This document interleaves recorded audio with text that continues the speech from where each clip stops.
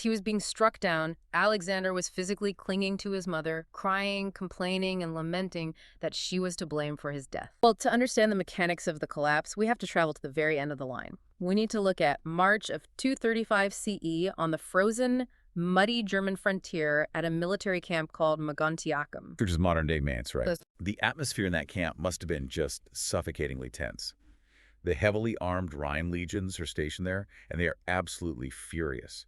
And their rage is directed at two specific targets, Julia Mamaea and her son, the Emperor Alexander Severus. Yeah, Alexander and Mamaea had traveled to the northern frontier to deal with a massive incursion by the Alemanni, a Germanic confederation threatening the border.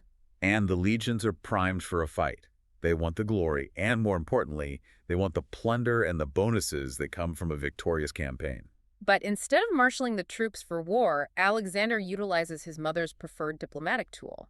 He attempts to bribe the Alemanni with massive shipments of gold to simply go away. Now, from a grand strategic perspective, diplomacy over war makes logical sense, right? It saves Roman lives, it secures the border quickly. Sure, on paper. But to a hardened Roman legionary standing in the freezing mud, whose entire livelihood depends on the spoils of war, it is seen as deeply insulting cowardice.